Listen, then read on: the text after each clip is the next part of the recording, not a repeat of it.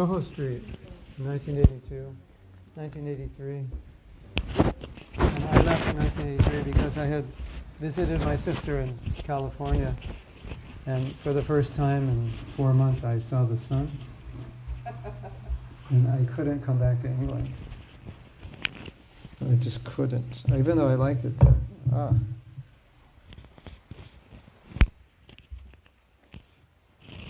So I left him and his wife. I abandoned them. Just see. We never recovered. I'll have to make it up somehow. Huh? Krishna Krishna Hare Hare Hare Ram.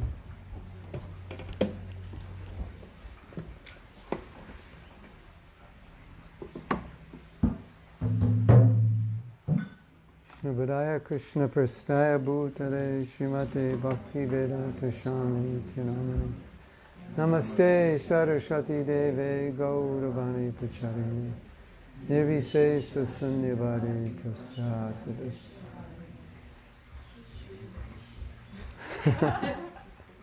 Chaitanya Prabhu Nityananda Shri Advaita Gadadhara Sivasari Gaur Bhaktavinda.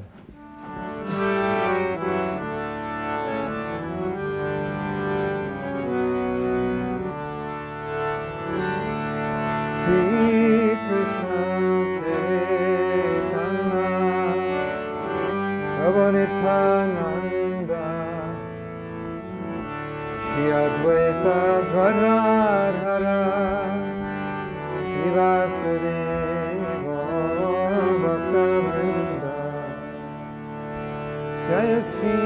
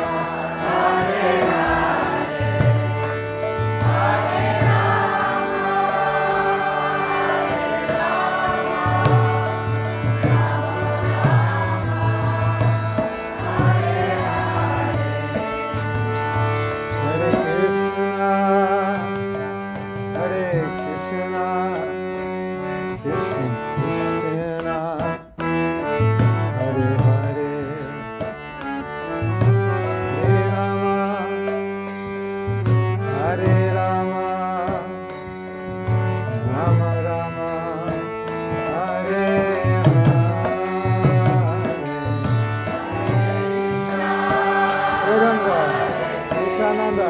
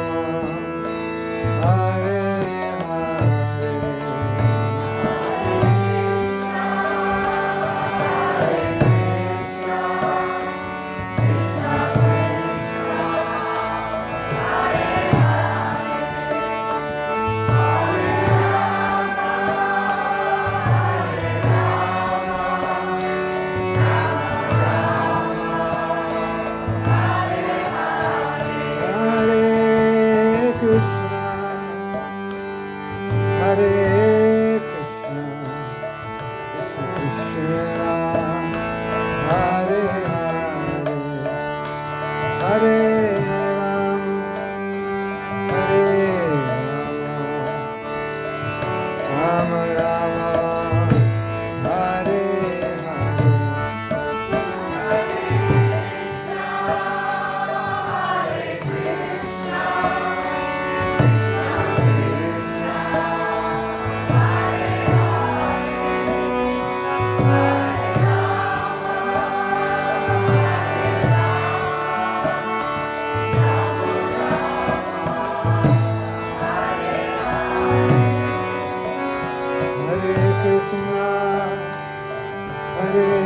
Krishna,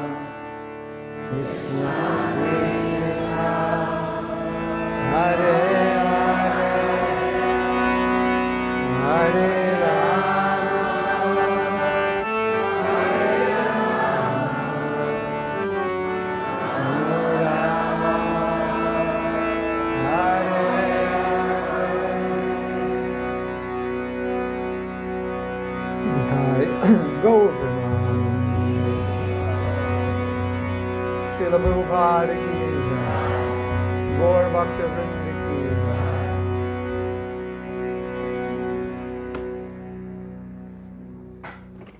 Shrimadaya Krishna Prestaya Bhutale Srimate Bhakti Vedanta Shamini Tinamane Namaste Saraswati Deve Gauravani Pacharine Nirvisesa Sanyavadi Paschati Dastani. If I remember correctly, is tonight's program questions and answers? Sustaining your bhakti. Oh, sustaining your bhakti. Well, if that's the topic, we have to keep chanting, because that will sustain our bhakti. Sustaining it, oh yeah.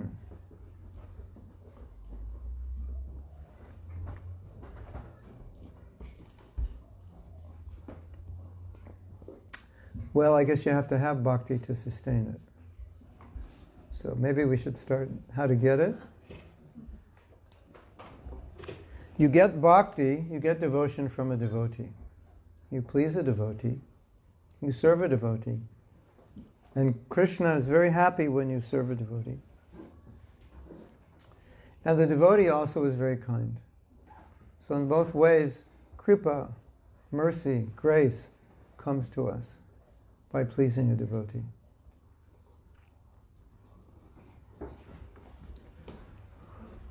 I was just reading today something very interesting, that the only way you can get Krishna's mercy is through a devotee. That's where it comes, that's how it goes.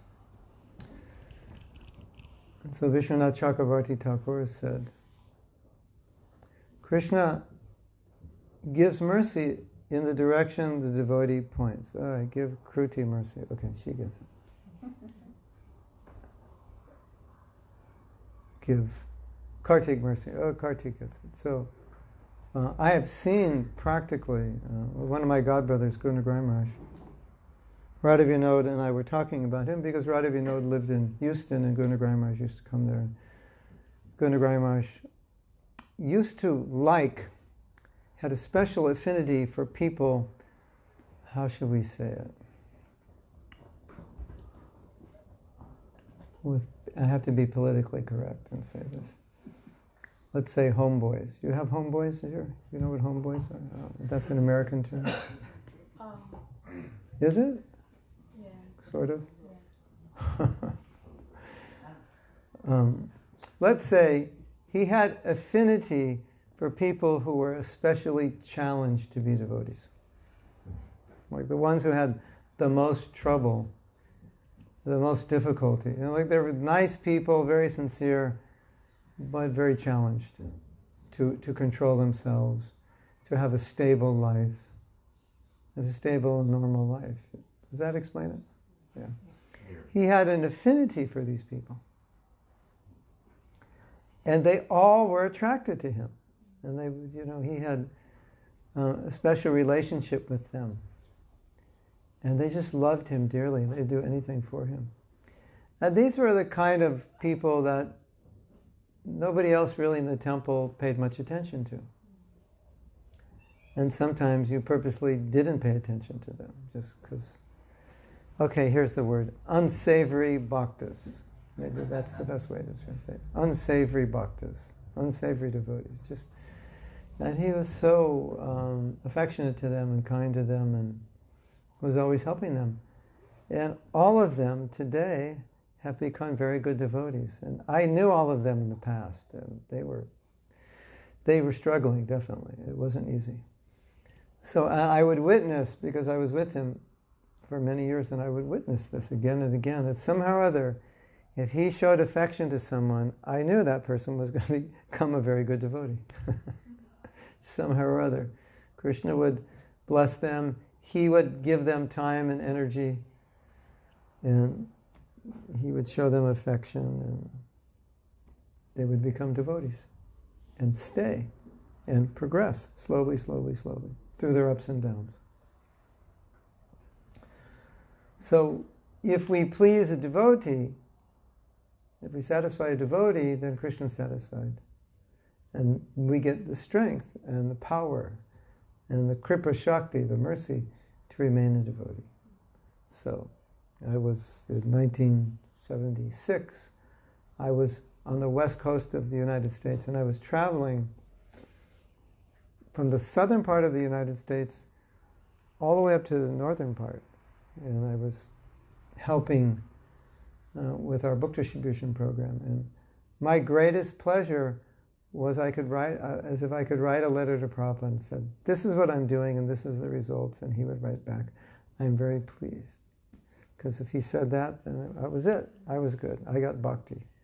If my spiritual master was pleased with me, then I knew everything was good. And if he wrote back, you nonsense rascal, why are you doing this? Then I would be worried about my bhakti. He only told me that once.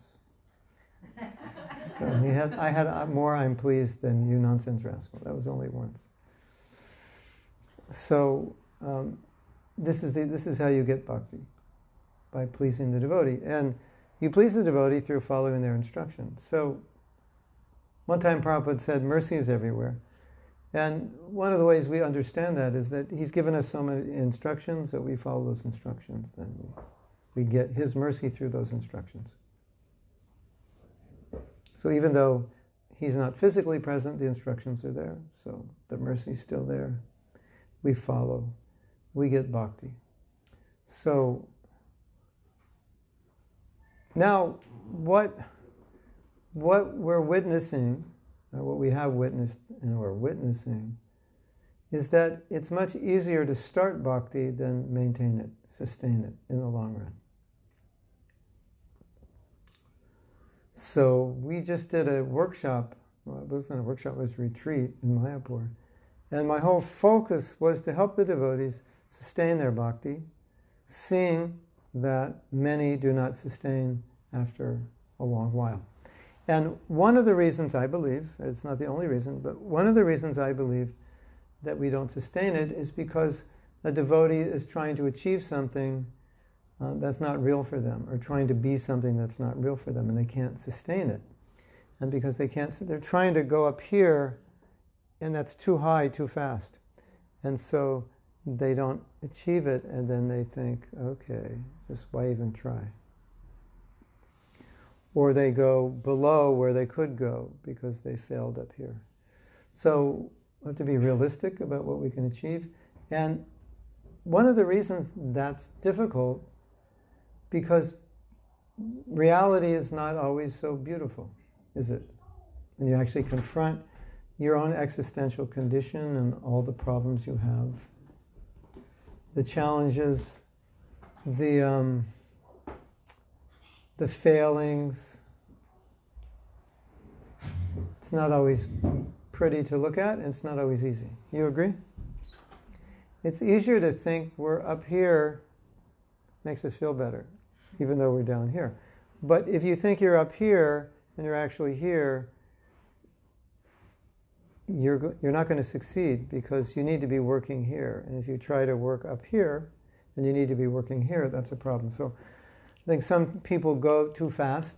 They overestimate how fast they can drive back to Krishna. And sometimes they fail, they become discouraged. Other people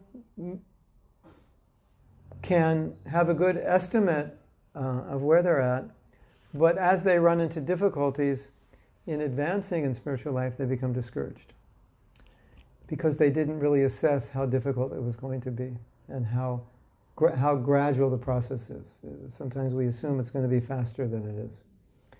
And so what may happen is one becomes impatient, or one sees their lackings or their impurities, and one allows himself to get discouraged by that. Even though they've assessed themselves, realistically they become discouraged by their lackings. And there's a nice prayer in the 11th canto of Bhagavatam, which is one of my favorite prayers. Well, it's actually in a purport. And Vishwanath Chakravarti Thakur is commenting on this purport, and he's expressing how a devotee feels.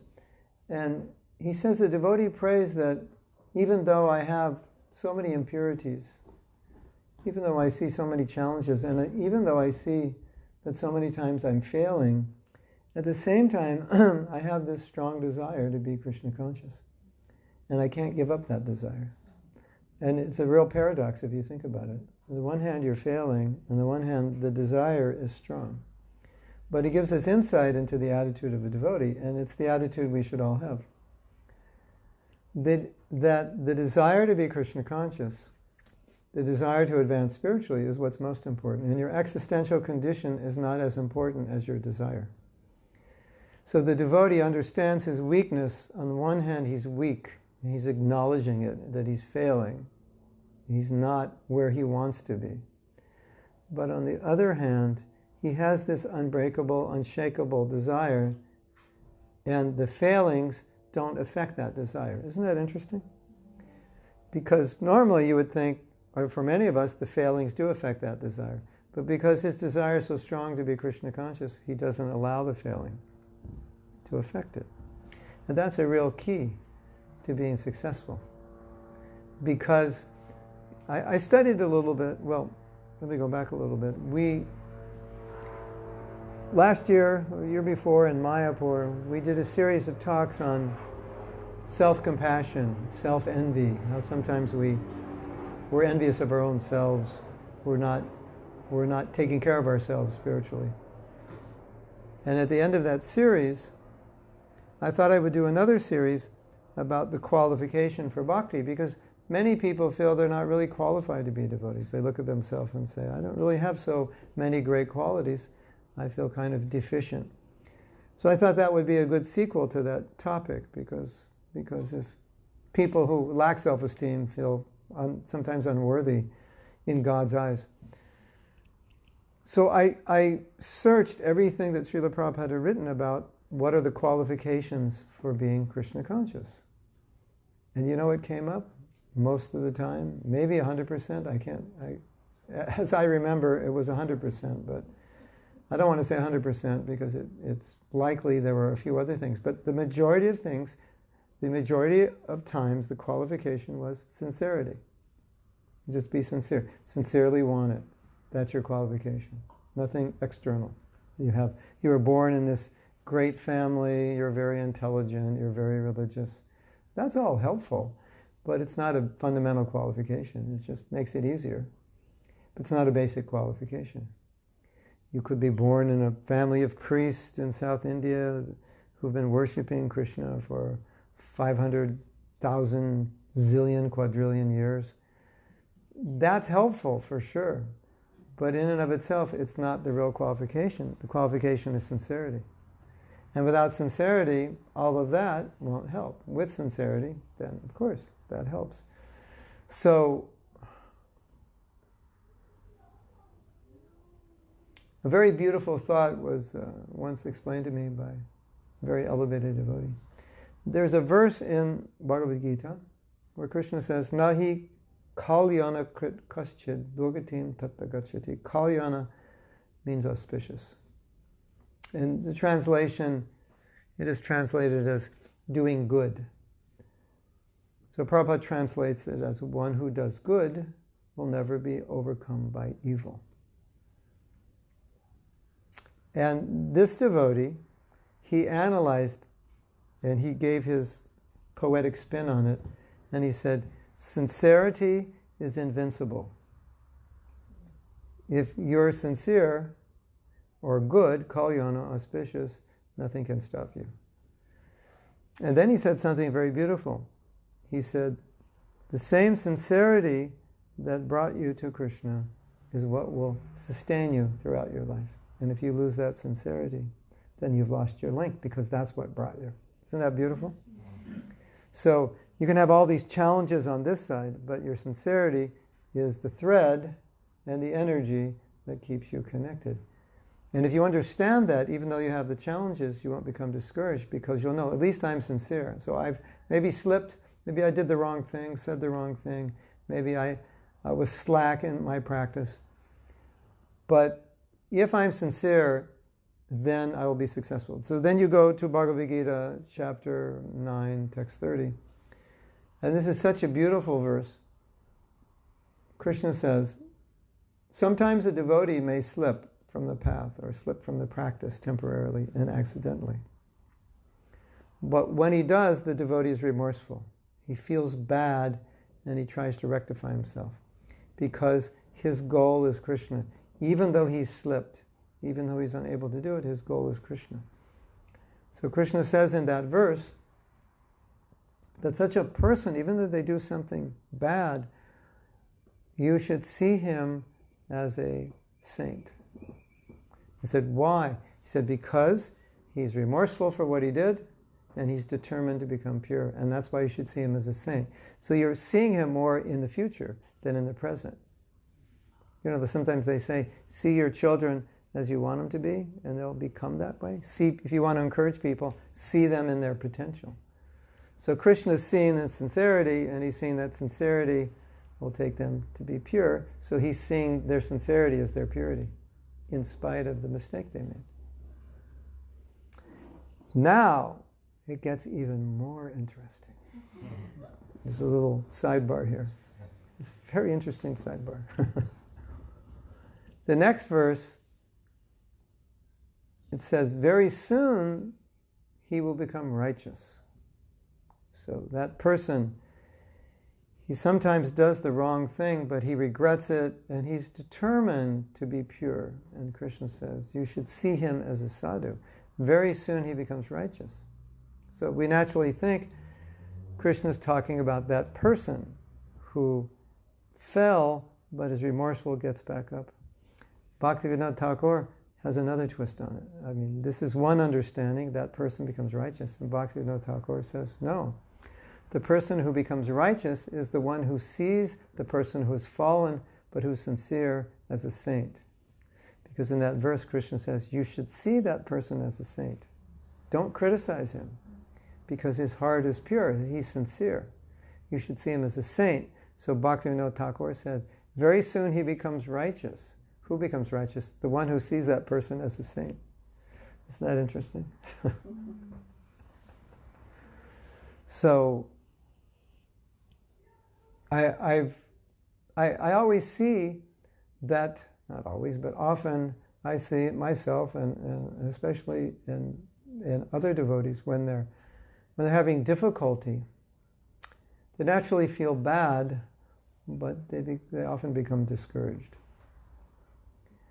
And I've often felt that if we're connected to our own sincerity, that's the most valuable thing we have, is our sincerity.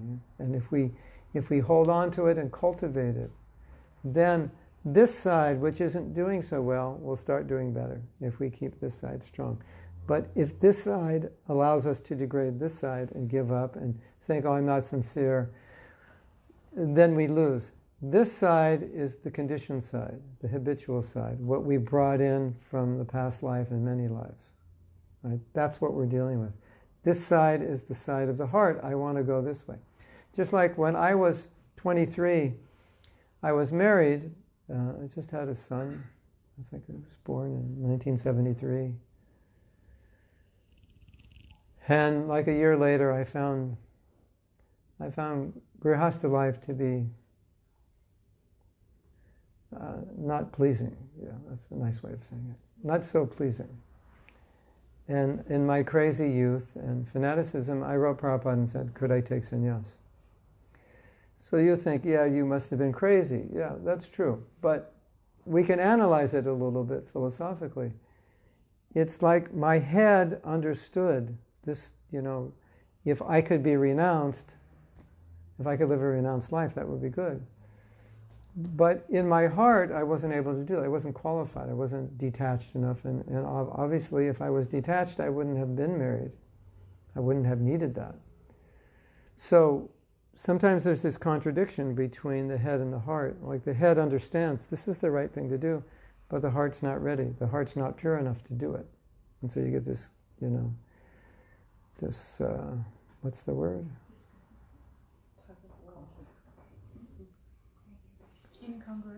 Incongruence, misalignment.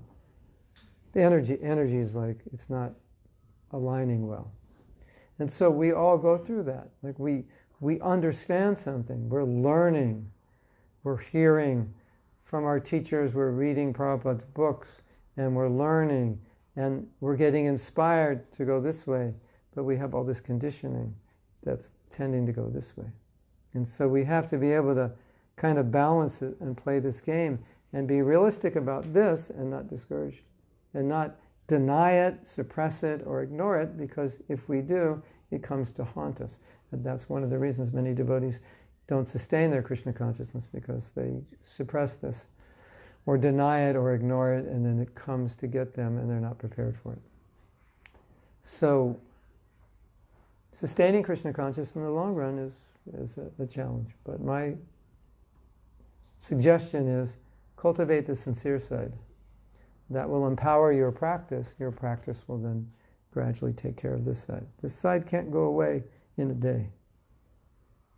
And so don't worry about it. It's just a habit and conditioning and dirt from so many lifetimes, and it's being cleansed.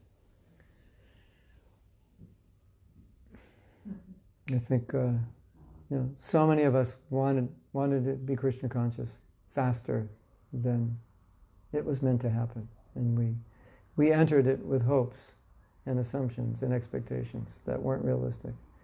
And for many, they became discouraged. But now I've done this for 49 years. So one testimonial, I'm on my 50th year now. Amazing. That's a long time, isn't it? Especially if you're only 25, that's really long.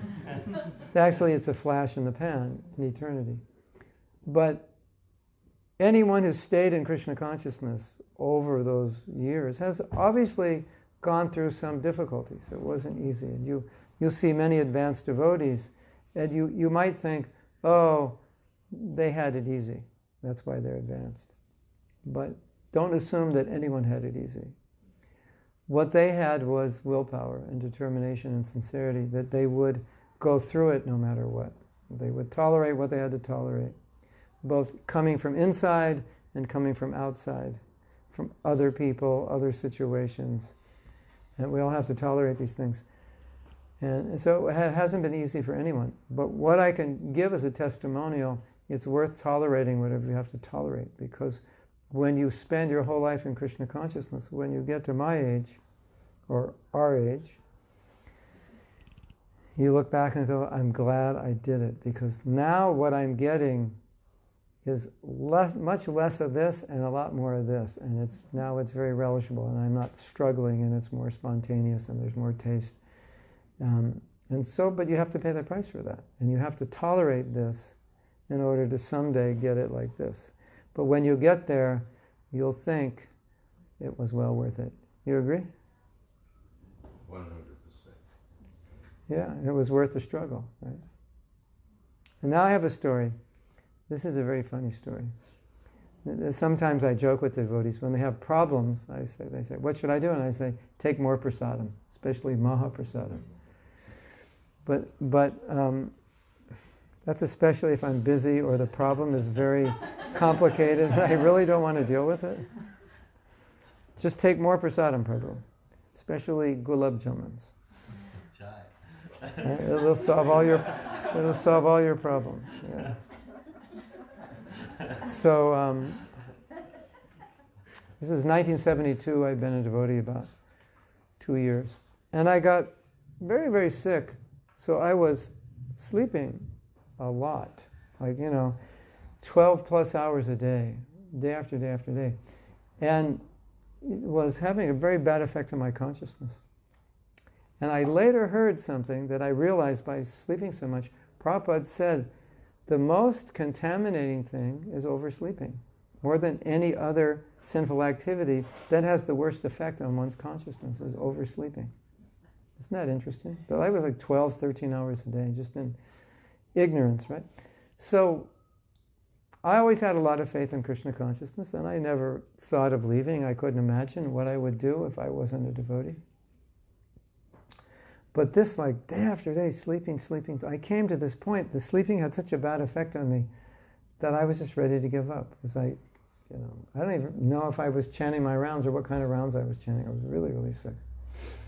But I finally recuperated and went to the temple, right? And on that day, they had made a new policy that whoever comes to breakfast first gets the maha, because the serve out, they wanted to give everyone maha, but people would stagger in, so it was like, it was hard to serve it. You didn't know how many were coming and how much maha to give, and a lot of times we'd save the maha for the people who were coming late who never came, and then there's maha left over.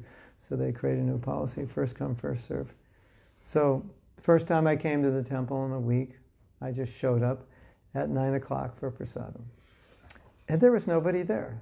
And the new policy had come. Whoever gets there first gets the maha. So that was me. Just me and the maha. The maha are these, I wouldn't eat this now, but I was 22. Maha are milk sweets made from curd, rolled, kneaded smoothly, rolled in sugar, and sometimes saffron or nuts. And then the same thing made round and soaked in sugar water. And then cooked down condensed milk. You're all listening going, I wouldn't eat that. But yeah, if you're 22, living as controlling every other sense you have, and the only sense left is eating, you would eat it. You definitely would eat it. And you don't know anything about health yet, because it's like 1972 and you're 22, and why do you need to know? Because you don't have to take care of your health, and you're fine. So there I was, eating the maha. And seriously, this is what happened. Like all that whole cloud of doubt and ignorance that was hanging over me, it just dissipated with each bite of the maha. And it solved my problem. I was like, yeah, Krishna consciousness. Yes, this is it. It was just like day and night, the clouds left from eating maha. So I have a lot of faith in maha, prasadam. So that's my story. So why don't we take questions? Because I think I've said enough to stimulate some discussion. Or you have something to add? You or Sarvamangala would like to add something? From your own experience, what's your secret? I think maha works. I still get excited every time I see a maha. One of our godbrothers, he was coming to the temple, coming. And one time he came and Prabhupada gave him some maha, and that was it. He ate the maha at that moment. He decided, I'm joining. I'm moving in the temple with that first bite. I think it's that easy now. Just give people maha. Yeah. We used to have festivals when we make buckets of gulab jamuns, and we go around and just, open your mouth. Open your mouth. One devotee told me a story that they had organized a conference of scientists to discuss science and religion. And of course, a lot of these scientists were evolutionists and leaning towards a mechanistic look at the universe or atheistic look. And so the beginning of the conference, there's like a bit of a clash, and the relationships weren't so good because it was like the theists against the mechanists and the atheists. And he told me that after lunch, everything changed. And they were all saying, I really like you guys, and everything you said was really nice. And it's like a complete shift after they took prasadam. That was amazing. So, yeah. Solution to all problems. Just take more prasadam. Okay. Any questions? Yes. How do we cultivate sincerity? Mm-hmm. Well, Prabhupada defines sincerity as serving Krishna without ulterior motives. Serving Guru and Krishna for the pleasure of Guru and Krishna. And from my study of the subject and the way Prabhupada explains it,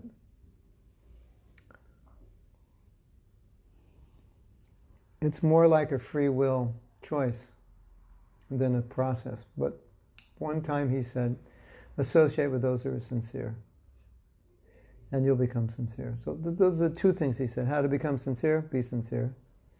Which means it's not a reduction. There's no book, 5 Steps to Sincerity. It's this, step 1, be sincere, step 2, be sincere, step like that. But he did say, associate with those who are sincere. And this is interesting because Bhaktivinoda Thakur said, if you're having difficulty with your chanting, then sit next to someone who chants purely, and you'll get the effect. So I found this to be true with any challenge that I've had. I would always like to be with a devotee who I know is not challenged with that same challenge. Like, let's say I'm challenged with pride, I'd like to be with someone who's humble. And it's so powerful. We had a godbrother who was one of the most humble people in the universe. And you could not maintain your pride in his presence, because in his presence, if you were proud, it just like stood out like a sore thumb. It was like you'd be so embarrassed. It was like your pride was like the spot on the white sheet, because he was so unassuming. And people loved him because of that, because they could just be themselves with him and they didn't have to pretend to be a devotee or a good devotee. So I found it's a really valuable tool, you could say, or a valuable piece of information. If you're challenged with something, associate with someone who doesn't have that challenge. Associate with sincere people. But at the same time, I feel like that sincerity it's within your will, and that's your choice as a independent living entity to make that choice to be sincere. And of course, Prabhupada is trying to help us become sincere by convincing us of the value of Krishna consciousness, the opportunity we have. Yes? There's a folksy definition of sincerity, which comes from the times of the height of the Roman Empire, when you had what were called the patricians and the plebeians. And patricians used to build very big marble mansions. But marble gets fissures in it, long cracks that open up. Mm-hmm. So the people who used to make these pillars and everything out of the marble, they would get this second-class marble with the fissures in it, and they'd rub wax in to cover it over, and you couldn't see it. So chere means wax, and sin means without. And so they would pass this marble off as first class, and they'd go up, and then the sun would just melt the wax out, and the cracks would appear. So a very basic definition of sincerity is just don't put any wax in your cracks. Can you translate that into it will always, that is insincere. Don't fake it. Yeah, be real. Like you're talking about the material side of things. And in the material world, it's you fake it till you make it. But you can't fake Krishna consciousness. And most of all, you can't fool Krishna. So the Krishna is really, the sincerity is from the core of your heart. You talk about how, to sustain it you have to struggle. But there's that point in the beginning of your, where you take Krishna consciousness into your life, but then you realize, well, actually I've got to take my life into Krishna consciousness, and at that point you have to just give yourself from within your heart. You have to bow down in front of the Lord and say, from this day on, I'm yours. And that's really from the core of the heart. Can I say a little more? Yeah, please. There's, in the story of Bali Maharaj, when Vamana first appears in the court, Sukracharya says, don't give him anything. He's Vishnu, don't do it. Don't give him anything. But Bali, from within the core of his heart, is like, oh, this is Vishnu, it's so attractive. But he can't externally do anything because he's bound. But he has this in the core of his heart. And then after Vamana takes everything away from him, and he's bound up by the snake ropes, and Vamana sits on the throne of Indra, all Bali can do is see Vamana's lotus feet, and from within the core of his heart he offers his prostrated obeisances. And Prabhupada describes Krishna there as Bhavagrahi Janata. Janatan, he lives in the heart, and Bhavagrahi, he sees only what is there in the core of the heart. And Prabhupada goes on to explain that a devotee may, by his external circumstances and ability or inability to perform devotional service, appears to be on a lower platform of devotion. Krishna doesn't take any notice of that. He just takes notice of what's in the core of the heart. And then he very quickly adjusts the external circumstances of that devotee so that he can actually express what's in his heart. External. Beautiful. Krishna is not like us. And your point about discouragement is very important. My experience in 45 years is discouragement is the biggest Maya. If Maya can discourage you, and you know, the courage comes from the French word which is for the heart. So you know, if you've got to protect your heart, because that's where Maya will just pull the carpet out, and you just say, oh, and you become discouraged. Mm-hmm. And then you're in free fall, and anything can. Yeah, well, drag you down. there's a very interesting point about discouragement, and one of the ways it happens is we focus on things that bother us. And if we focus on them long enough, we become discouraged. It works. I don't want you to try it, but it definitely works. Focus on something that's positive long enough, you become enthusiastic. Focus on something that's negative long enough, you become discouraged. And we've seen many devotees become discouraged unnecessarily by focusing on something discouraging. Yes? Like you were just saying, if you notice something that's inauspicious or not desirable in your consciousness, I think one thing that helps me is, I think instead of thinking about it, that I'm that, I think, well, Krishna's really, somehow Krishna's let me see that.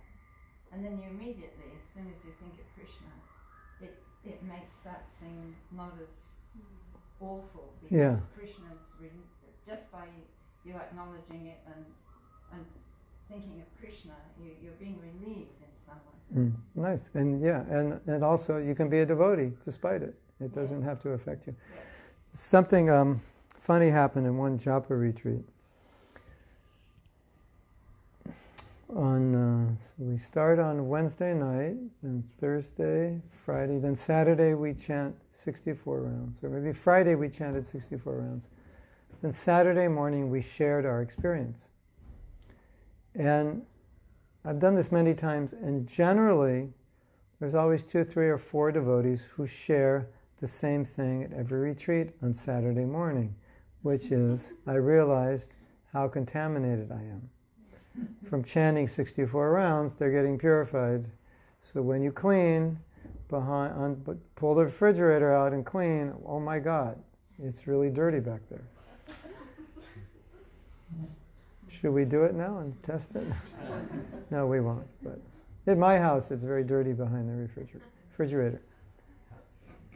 So the devotee would raise their hand, they said, speaking, Sachinandan Swami's facilitating, Maharaj, I want to share that I'm really depressed, discouraged. I realized, this contamination or this obstacle and this weakness.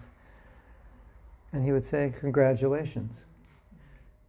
Those contaminations were in there, but you didn't notice, and now you notice. So congratulations for noticing. So rather than become discouraged when we notice, we could become encouraged that we've noticed. Oh, now I know. That's good. It's better than not knowing, right? Somehow in our happy ignorance is bliss mentality, we'd rather not know and just let that harm us. But now that we know, we can do something. So that's good. I know. There's a problem, and now I know. So we just, in our workshop, we did an exercise. It actually takes like a day to do it. But it's how to solve problems. And the first stage is to acknowledge the problem. And sometimes we don't even acknowledge the problem, isn't it? Maybe for 10 years we haven't acknowledged a problem. And then once we acknowledge it, maybe for another 10 years we don't do anything. Isn't it? Or for 10 years we pretend, well, actually it's not a problem. So just to acknowledge the problem, to know it exists, is very important. And then to accept it. Stage 2 is just, okay, accept it. Just allow yourself to deal with it. Very important. So, and that's what happens when you become a devotee. You see it because you're being purified. So you see what you didn't see, right? And some of what you see isn't beautiful. But you can celebrate. Well, at least now I'm seeing it. There's a nice story. Maybe some of you have heard this story. It's very interesting. So there were two disciples of Srila Bhaktisiddhanta. They had been chanting. They'd been devotees for about 20 years. And they came to him and said, we've been chanting for 20 years and nothing. We're just not making any progress. We don't see these bad qualities going away. We don't see good qualities developing. And we just, what to do? He said, very good. And they were shocked. They said, why is that good? He said, well, if you came to me and said, we've been chanting for 20 years and we're very advanced spiritually and powerful and ready to take over the world, he said, I would be very concerned that pride has entered your heart. But now that you say we're not making any advancement, I could see that you're humble, so I'm very happy. Thank you. So the ability to acknowledge our own shortcomings is an aspect of humility. So we shouldn't be discouraged. We should honor ourselves that I'm able to see that. And we just have to be able to acknowledge that this is normal. If you come out of the mud, it's normal to be muddy, isn't it? So we've come out of the mud and we're like so upset that we're muddy. You've been in the mud for a few million lifetimes, so that's what happens when you're in the mud. So if we can see it as normal, yeah, we're cleaning, but it's normal to be muddy, and that mud is really crusted on for a long time. It's going to take a lot of steel pads to clean it, but it will get cleaned sooner or later. Yeah. But if you give up, then it won't get cleaned, then the mud sticks. Yeah. So, and then the other side of it is, why not have a good time cleaning the mud? You clean the pot. Wow, this pot's really dirty. Yeah. And you start, it's burnt on the bottom. You start to see one sliver of silver coming through. Yes, yes, it's getting clean. So why not see it like that? A little sliver of optimism. Oh yeah, I saw something positive. Why not? We're supposed to relish Krishna consciousness in spite of who we are. It's still relishable because we're spiritual beings. So we can relish it in spite of all the contamination. Okay, time for a nice story.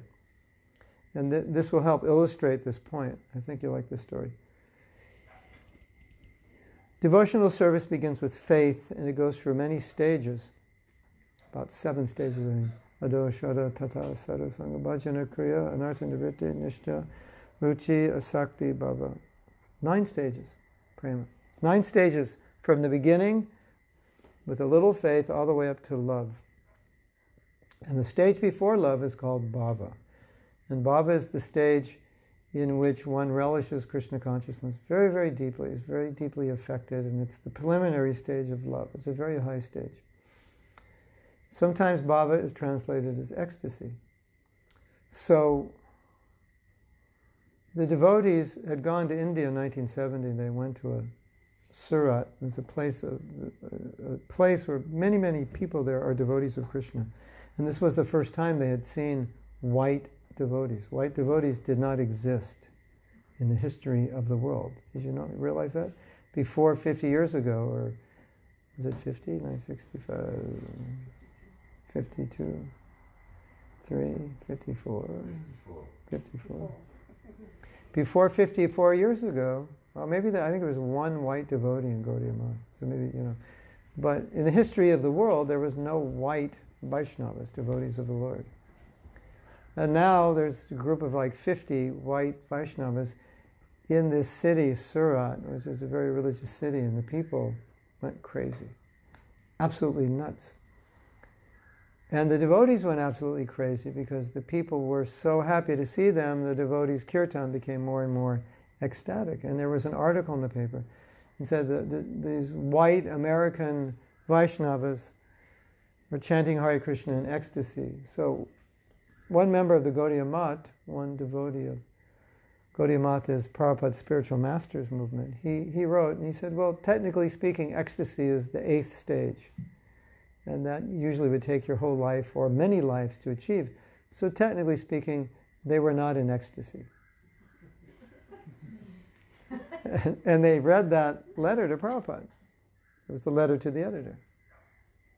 So Prabhupada, he says, we were not in ecstasy.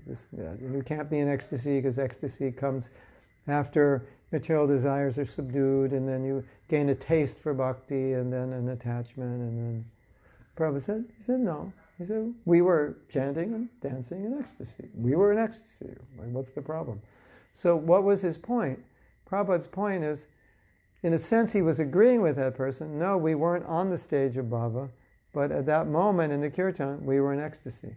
Isn't that interesting? So in spite of the fact that we are on a much lower stage, you can still experience the ecstasy, which is a gift, which comes down. It's just that when the kirtan stops and everything slows down, you go back to where you were. Less ecstasy. A lot less, right? But the ecstasy is there. So in spite of all what we're dealing with, there's access to that ecstasy when you engage in the process. Yes? So that we know by experience. And so we should remember. Yes, what else? Yes? For me, it's always been a very important principle to remember that Krishna is my dearmost friend, and he is the dearmost friend of everyone, and that this movement exists because he wants us to come back to him. Yes. And so therefore, he's ready to help us at any moment. Yes. Our again, my own personal experience is that you go through a stage of firstly fearfulness. Fear of God is something that's inculcated into us through this Judeo-Christian society that we come through, and we don't really have a deep grasp of the reality that Krishna only loves us. That's the first thing. So we have a fearfulness of Krishna, but we also have a fearfulness of ourselves, of our own spiritual identity as part and parcel of Krishna, and as existing in an eternal relationship with Krishna. So that is a part of the struggle period, to come to the point where you can actually accept that Krishna is with you at every moment, and you're not under surveillance. You're actually, as Devarita Maharaj said the other week, you're being chaperoned.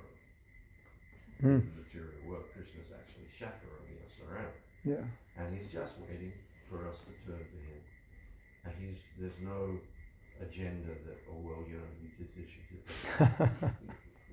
Oh, here you are, you're he's smiling. Yeah. So Prabhupada, just on the point you were saying there about the ecstasy and the love, in one lecture I heard recently, he quoted the first two lines of Tesham Satyayuktanam Vachatam Priti Purvakam. And he said, this means love. And then he went on to explain that actually you cannot even begin the process of Vaidhi Bhakti in rules and regulations unless your love for Krishna has been reawakened. And that goes right back to your first point, that you get bhakti from a bhakta. And, we sing every day, Prema Bhakti Jaha Hoiti, Advija Vinasajati. From him ecstatic prema is emanated, and by him our ignorance is destroyed. So, really coming to that acceptance that this is real, Krishna loves me and wants me to come back to him, is a very encouraging thing. Yeah. Because a lot of devotees think, why would he want me? He already has enough people. And they're better than me. You know what Prabhupada said? He said, you have 10 fingers. If one's diseased, and the doctor says, well, we'll cut one because you have 9 left. Is that okay? What will you say? He said, in the same way, Krishna has so many unlimited living entities who are his parts and parcels, but each one is valuable. So he doesn't say, well, I have so many, so as far as you're concerned, I don't need you. And he has a special relationship with each one of us. And what he experiences from you and you and you and you and you and you and you and you and you and you, it's different.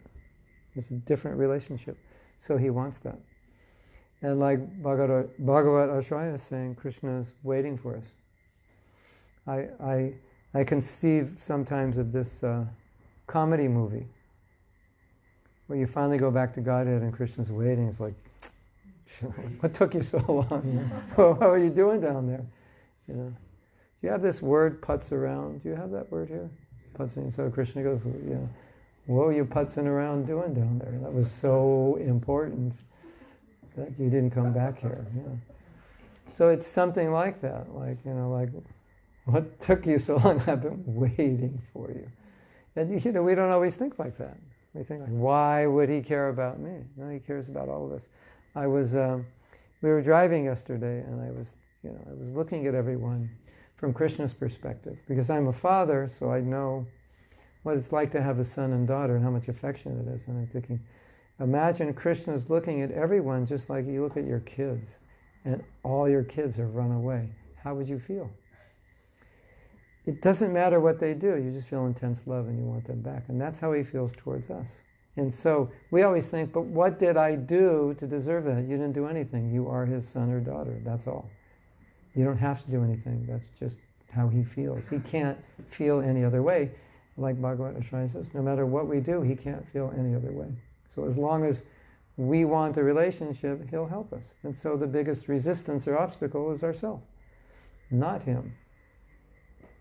He actually says to Gopkumar, that in the Brihabhagavatamrita, when Gopkumar arrives back in, and there's that fabulous picture of Krishna embracing. And he says to Gopkumar, you don't know how many times I've looked down that path and wondered when you will come. Yeah, amazing, huh? You know the Leela where Krishna is leaving Vrindavan. Sometimes I meditate on that. It's so powerful. And sometimes we do kirtan, and I tell the devotees, meditate that Krishna is leaving Vrindavan, and by your chanting, he's going to turn around. And you have to chant so sincerely that he'll come back. But actually, the real scene is Krishna's in Vrindavan, we're in the chariot, and we're leaving. That's what's actually going on, which is way more painful than Krishna leaving, isn't it? Because Krishna never really leaves Vrindavan. But we left Krishna. So in 1968, Prabhupada said the meaning of the Maha Mantra is, Krishna, please accept me. So it's a prayer. I left you and I want to come back. And interestingly, Prabhupada said in a lecture, he said, we don't have a right to ask Krishna to accept us because we left him. he said, but through the mercy of my spiritual master, I know I can ask him and he'll ask Krishna. But, so that's a very intense way of chanting. You're asking Krishna to accept you. In knowledge, he has no, you can't force that. That you don't deserve it. But of course, Krishna wants it. So that's the reality. We're in the chariot. We're riding off. And that's painful. But remorse is powerful, so we can feel some remorse for that. Yes? So, what else? Anyone else have a question or an answer? Yes? We've been talking about being discouraged, but what about complacency? Mm-hmm. When maybe you feel comfortable enough and you're kind of chipping away at things, Yes. and you get to kind of that homeostasis where it's not exactly running with enthusiasm, but it's not discouragement. What to do? Is it good? Is it okay? How to deal with it? You were talking about like there's an it's I'm maybe more gradual than Mhm. you thought it Yeah. would be, but how much is too gradual? Well, one thing, we should always be hankering for something higher, even if we're not so ready for it or qualified for it, but that goal has to be dangling. Otherwise, there's going to be some other goal that's going to catch your attention. Like Bhakti Vinod Thakur song, Kabhi Habhi Bola Saidi Nama. When he's praying, when will I be up here? So, okay, I realize I'm here, I'm okay here because I've made peace with that. But at the same time, I'm not okay with it. Because this is where I'm supposed to be, this is where I need to be, this is where I want to be. So that balances the complacency. There is a need to be satisfied with where we're at, because if we're not, then the mind's disturbed. And Krishna says austerity of the mind is to be satisfied. So that's grounding. Okay, I've made peace with my anarthas, I'm doing my best, but where do I want to be? What's that intention, what's that visual that's pulling me? When I see that, like you see your spiritual master and you think, I'd like to be like him. You see the qualities he has and you think, I'd like to have those. I know, not yet, I'm not ready, but I can dream. And so I think that's super important. And secondly, what's super important and where many devotees fail is the faith that I can achieve that. Some devotees give up and they think, this life, it's not possible. The holy name can do it. It's not us that's doing it. And so we have to understand, if our goal is here, but I'm here, but the holy name can fill that gap. So it may be that my chanting is not pure enough to fill that gap yet, but I know if my chanting's pure, the chanting will do it, and the mercy of the Vaishnavas will do it if I serve them. So it's not me. And when we think it's me, we'll become discouraged. So I think that's important. Okay, there's a big gap between where I'm at and where I want to be. But in between is kripa. Mercy can do it. And my experience with chanting is that chanting is a big gap filler. Holy Dham is a big gap filler. Association is a big gap filler. Bhagavatam is a big gap filler. Deity worship is they fill that gap very powerfully. So oftentimes Prabhupada would say, you just sit in class and listen, it will do everything. It's the same thing. Chant the name, it'll do everything. Associate, it'll do everything. The day I left Mayapur, I invited maybe 30 or 40 devotees for prasadam at my house. So we all had prasadam out on my balcony. It was very, very crowded and flowing inside the house. And just taking prasadam with so many devotees was such a powerful experience, just that sangha. So we have faith in the power of the practice. We don't have necessarily faith in our own strength. So I think that's important, that by the practice can do it. Jagai and Madhe were saved. We got a head start over them, and they were saved. So why not us? So to lack that faith is unfortunate, because when you lack that faith, then you lose that energy and enthusiasm.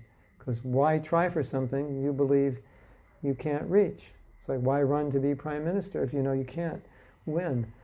So that's unfortunate. So I always tell devotees, dream big. I think it's very important. And I think Prabhupada, encouraged that. He did that with us. We were big dreamers. We were, dreaming about the world being Krishna conscious and being pure devotees. Okay, maybe we overshot it a little bit, but get realistic and then dream big. You can have, they're saying you can have your head in the clouds as long as your feet are on the ground. So our feet weren't on the ground, but when you put your feet on the ground, don't pull your head out of the clouds, then you lose. We have to be real. It's funny, we say I have to be real, Krishna's real, the soul's real.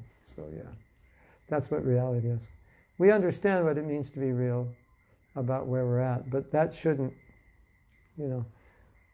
warp our vision of purity, because that would be unfortunate. I'm not that pure. No, none of us are. We're not that pure, and then, Prabhupada's asking us to be gurus when we're like 19 years old. I mean, what's that all about? And Bhagavata Shrai was saying in the class the other day, it's about following. So Prabhupada's saying, I'm plugged into the powerhouse, you hold my hand, you touch someone else, now you're a guru, they're touched by the same. So, that's amazing. Meditate on that. 1967, 68, you'll have to be guru. Maybe in 7 years, when you're all 25, and been devotees 5 years, 6, 7 years, then you'll be guru. Wow! That's the power of bhakti. It's not our power. So, have faith in the power of bhakti. It's a better way to look at it. Yes, sir. It reminded me of a little story that Garuda Prabhu told me when he was studying Sanskrit at Harvard. And he was recently married and had a young child that was teething. And he was really just swatting away heavily for his exams in Sanskrit. And he said, my son had kind of got a bit loose, and I wasn't focusing on my son, I was just involved in this. And he said an exam was coming up, and all through the night before the exam, the baby was screaming and teething. And he was up with the baby, walking the floor with this baby, thinking, my God, I've got this exam in the morning, I'm not getting any sleep. What am I going to do? And finally he got the baby to rest, and he had a couple hours sleep when he went off to the exam. And he got there early, and he was the first one in the exam room, and he's sitting at his desk thinking, well, I'm finished. I can't remember a thing here. I don't remember anything. I'm just not going to do it. It's all a waste of time. And the woman who was the supervisor for the exam arrived, and she walks in, and she walks up to him and says, are you here for the exam? He says, yeah. She says, what is it? He says, it's Sanskrit. She goes, oh. And she walked away, went right up to the front of the room, and then she turned around and she said, well, the only Sanskrit I know is Hare Krishna. And he said his mind just went, ping, and it was all there, and he just did the exam.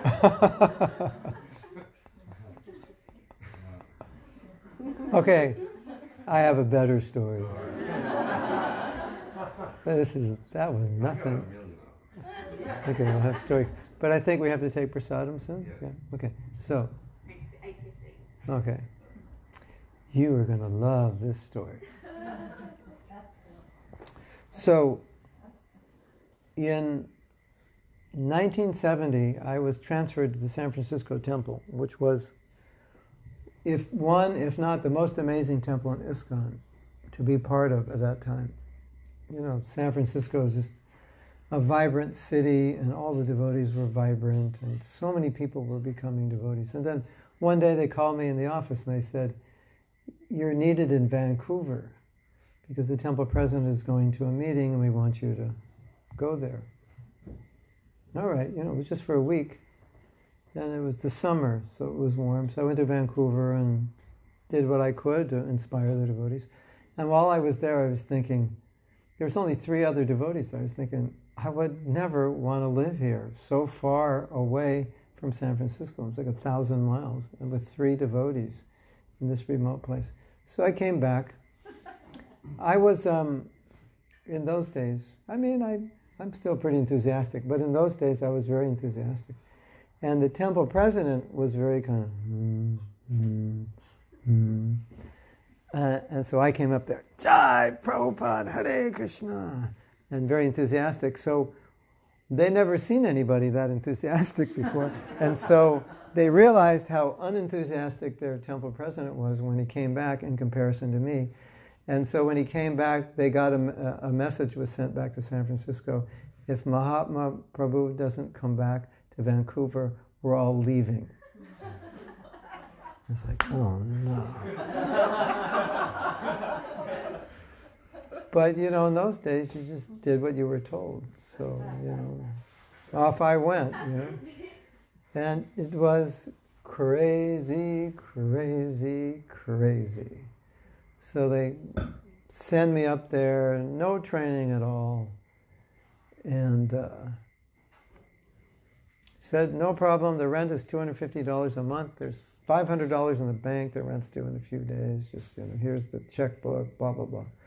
So then I go to the bank to get the rent, and they were missing 1 0. It was only $50, not $500. So it's like, everything was like that, and just one thing after another. I was in complete distress all the time. And you know, I was only 20 years old, and I don't really like to manage. I like to teach. And so one thing after another, after another, after another. But I'm American, I'm not Canadian, and I can't stay in Canada without a green card, or whatever the card is. So at a certain point, I was going to have to come back to the States. So, you know, the authorities said, well, you know, get your green card. So this was during the Vietnam War. So if you would escape to Canada, you wouldn't be drafted for the war. So many Americans were going to Canada, because once they're in Canada, even if they were drafted, they wouldn't go. It was a draft, it wasn't voluntary. You were drafted. You get a little letter, Dear John, come into this place at this time, you've just been drafted in the army, which meant you're going to Vietnam to get your head shot off, basically. You're going to have to shoot someone's head off. It was horrible. Same here. Really? It was the same here. Oh, really?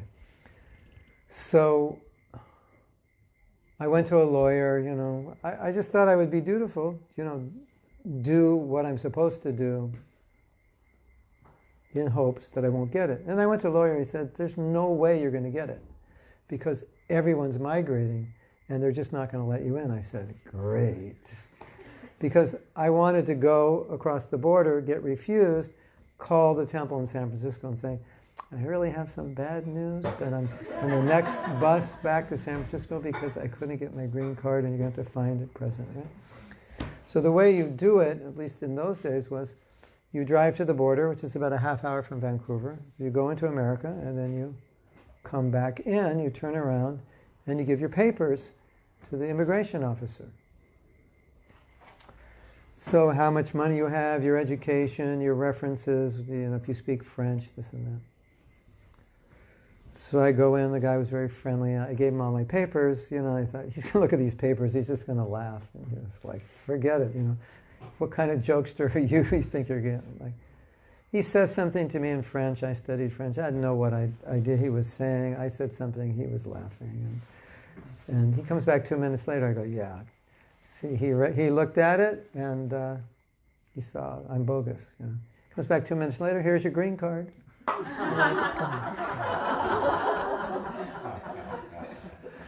And I drove off to the temple, and I felt like Krishna was sitting in the seat next to me. Going, yeah, you're gonna stay here. So you know, Krishna's the controller. If he wants you to do something, you're gonna do it. If he doesn't want you, you won't do it. So that's part of the surrendering process. Yes. Oh, I have another story. I was chanting my rounds in Mayapur one year, maybe 5-6 years ago. And I'm like very focused on my service. I'm very strategic about what I'm doing and how to do it and what I want to do and things I don't want to do that I did before that just aren't my nature. And then I decided that day, I said, Mahatma, stop being like that. Just do whatever Krishna wants. And I'm chanting, Hare Krishna, Hare Krishna. Whatever Krishna wants, whatever you want, I'm surrendered. Hare Krishna. You know, whatever it is. And half hour later, GBC comes, taps me on the shoulder. We want you to go to Israel. There's a problem there. A half an hour after chanting like that. So, you know, Krishna's real, even if you don't think he is. He is. Yes? By the way, I knew that story, the Canadian story. Yeah. I read it before. Yeah. My question is from, actually I couldn't ask in the Bhagavatam class yesterday. In the first class we mentioned how gopis dance with Krishna because they want to please Krishna. Yes. In the second class you said Krishna dances with gopis because he wants to please them. Yes. Who's actually getting pleased? Both. Krishna loves to please his devotee. The devotee loves to please Krishna. Krishna does everything for the devotee. The devotee does everything for Krishna. Otherwise, it's not love. It's not one-sided. Love isn't one-sided.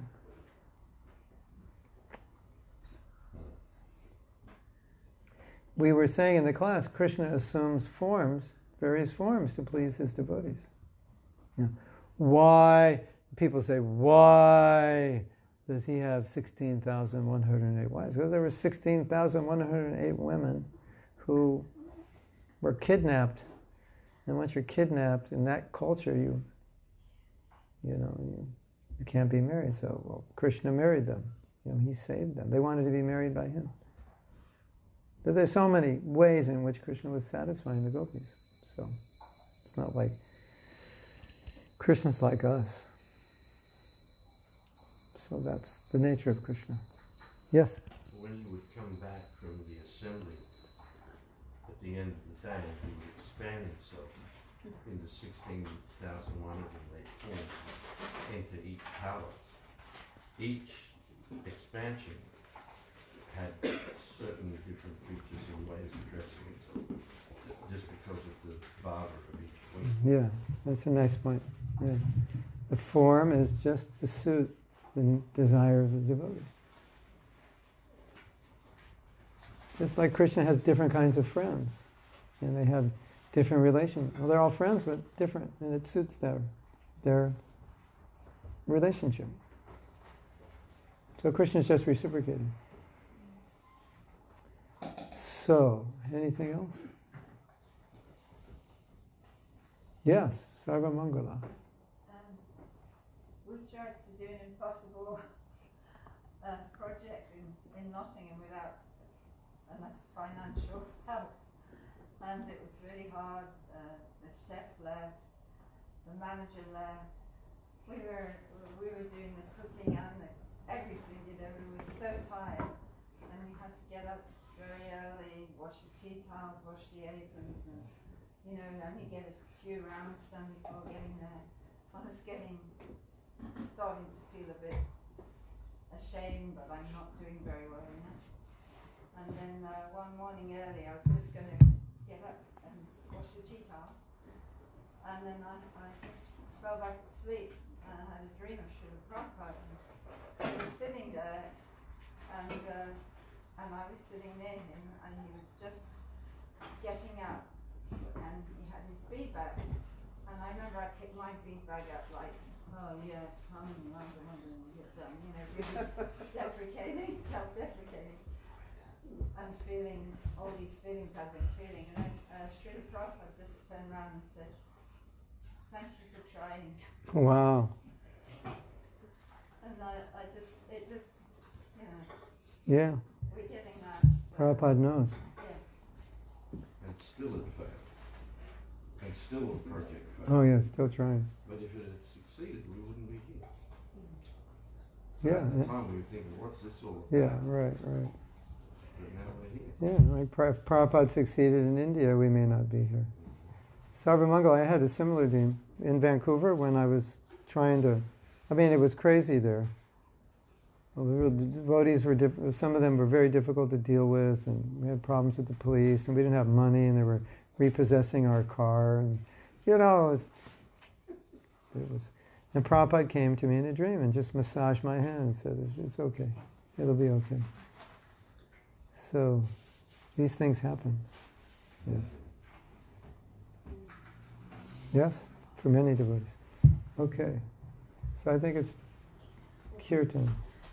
Let's have kirtan for a few hours and then prasadam. Is that okay? No problem. Hare Krishna. Srila Prabhupada ki jai. Go Premanandi. Hare Krishna.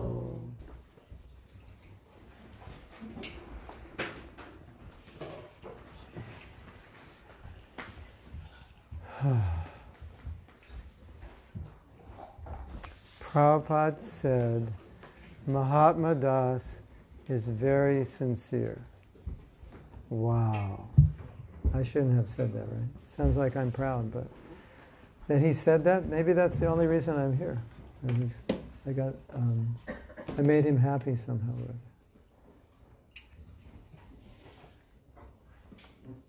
So can we chant sincerely? Yes? No? Maybe? Can try, right?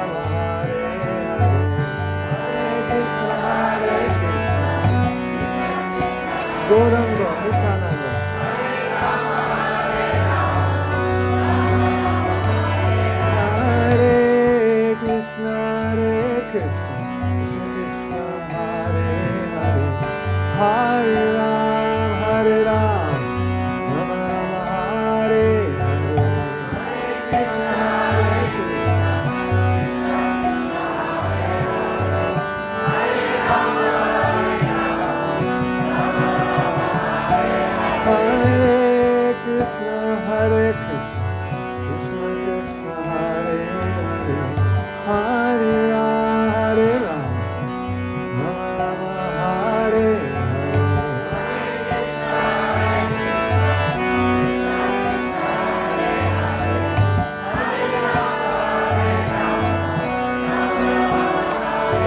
Hare Krishna, Krishna Krishna, Hare Hare, Hare Ram, Hare Ram, Rama Rama, Hare Hare.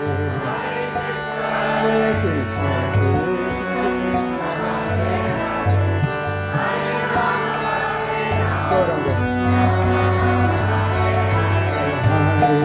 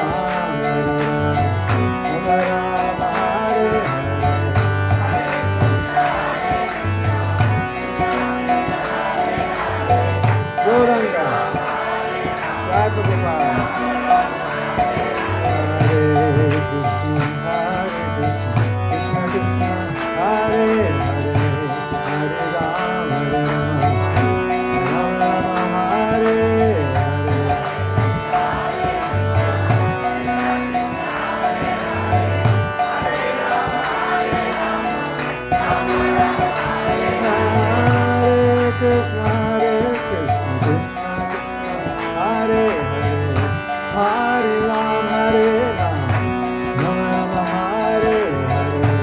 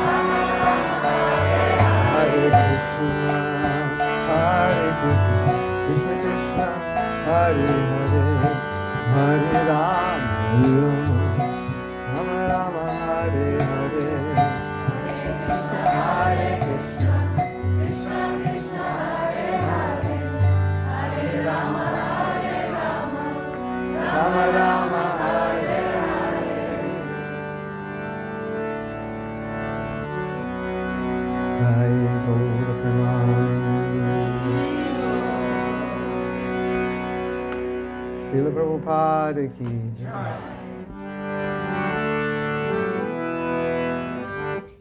What? More?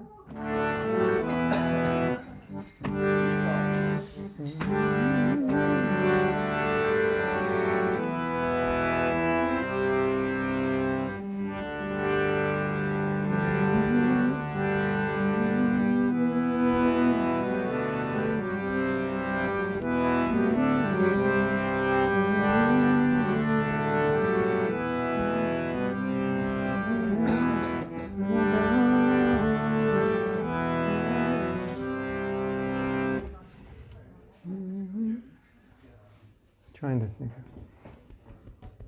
Give me a second. This is the song Prabhupada sang on the Jaladuta when he came to America. I put it into English, but I never play it live. I just recorded it. Lord Krishna. Lord Krishna. Dear Lord Krishna. You are so kind, promises restore, but I don't know why you have brought me here. Now you can do me whatever you like. Do with me whatever you like.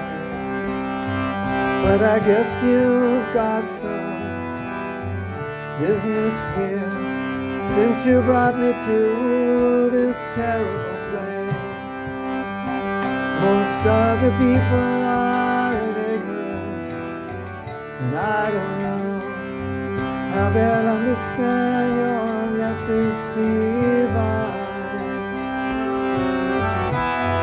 Your message divine. But I know your mercy can do anything.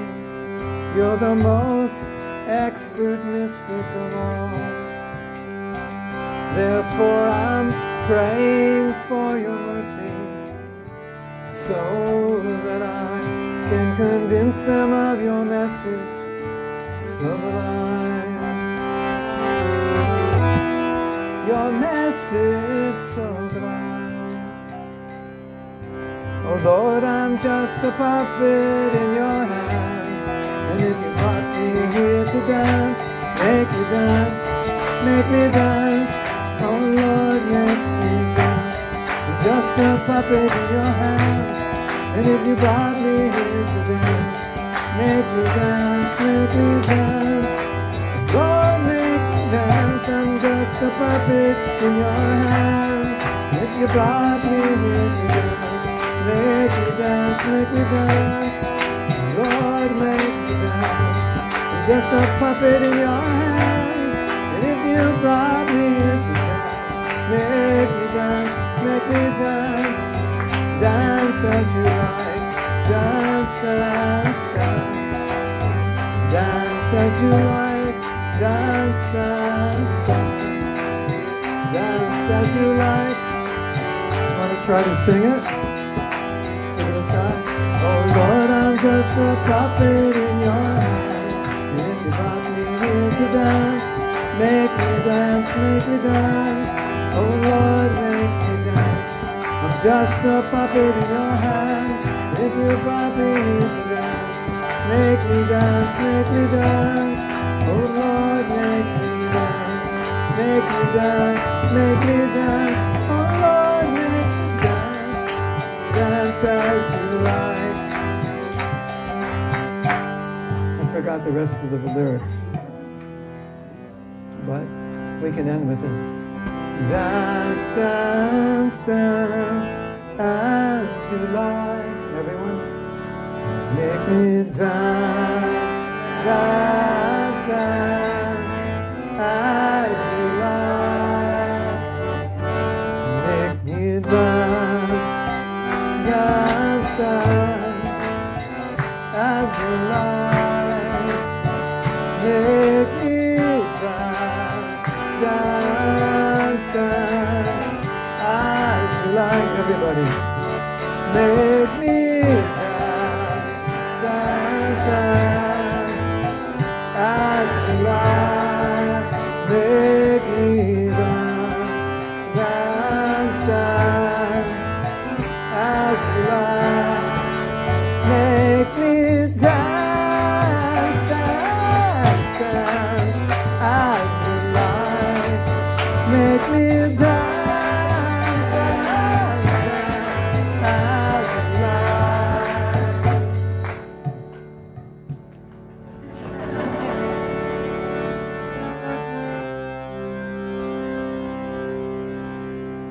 Srila Prabhupada ki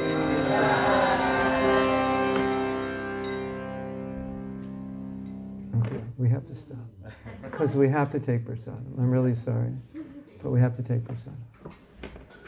Thank you very much. Hare Krishna. Srila Prabhupada ki jai. Oh, before I forget, can Radhika Prasad, where'd you go? Radhika Prasad? Oh, no. Radha Vinod. But I think some of you were asking about my workshops on USB stick. Well, we have more. We have 3 plus 3 in my computer. I think we have 6 if anyone's interested. Hare Krishna. So how are you going to serve prasadam? I just come and get it? Yeah, we've set them all up, so just come and get one. And then go wherever they like? Yep, we're seating outside, just sit wherever Yeah. you want. A big round of applause. Thank you. Hare Krishna. Jai Prabhupada. Mahatma Prabhu ki Jai. Srila Prabhupada ki jai. Gaur Bhaktivinoda ki jai.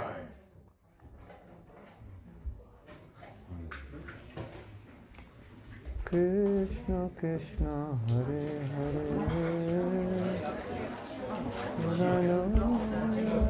Hare Can you turn that off?